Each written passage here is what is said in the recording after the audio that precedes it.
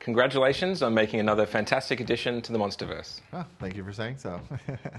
What made you want to explore more of Kong's background and ancestry for the sequel? What I love about Kong's story is that, you know, in Godzilla vs. Kong, he was searching for his home, and, you know, he finds it in Hollow Earth, but it's not what he's expecting, because it's, you know, there's no other apes of his kind, and it almost accentuates his loneliness, you know, and we pick up with him in this movie, and here he is still in Hollow Earth. It's like he's thriving in his own way, but there's something missing, and his search for a family and a place of being becomes the main thrust of the story. But it's also the human character, Gia, who's similarly going through a crisis.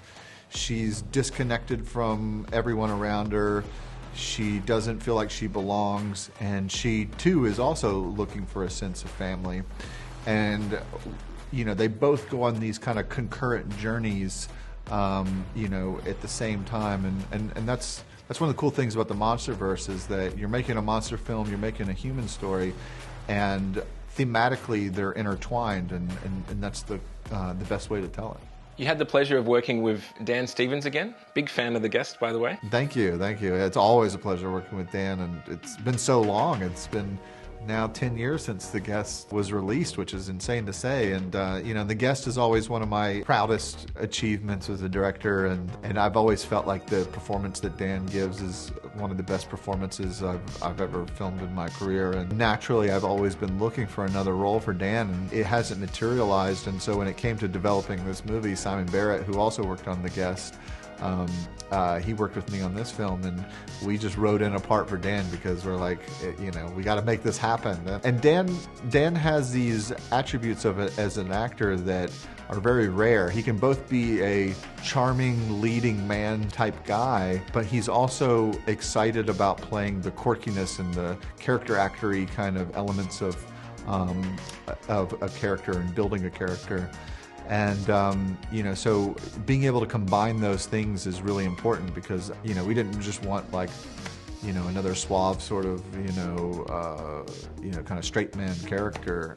We wanted somebody who, you know, was, you know, pretty nuanced and a little crazy. And so Dan was excited to jump into all those things.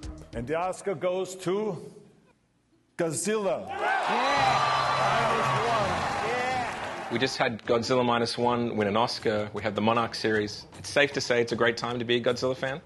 I mean, it's probably the best time in my lifetime. I mean, there's never been more, not just Godzilla content, but, you know, really cool Godzilla stuff. I hate to use the word content, but yeah, no, it's very exciting. And, you know, whenever I started my journey in the MonsterVerse, that was almost 7 years ago now. Skull Island was just coming out, and I was getting hired to direct a Godzilla vs. Kong. And I've had a front row seat at watching the landscape of the way people talk about, appreciate, think about monster movies, specifically Godzilla films. And it's been so fascinating to see it develop and become such a, you know, massive cultural worldwide phenomenon in the way that it has now. Being a Godzilla fan yourself, what was it like having all these monsters to play with?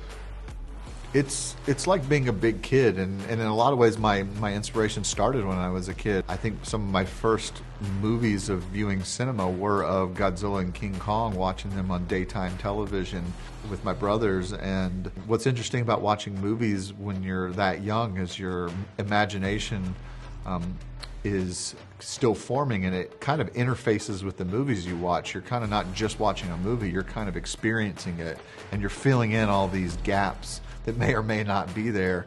But it made a big impression on me, and so I carried that with me all the way through an adult, and, you know, now I have the opportunity to make the movie that I always wanted to see when I was a little kid, and that's sort of what I'm doing here.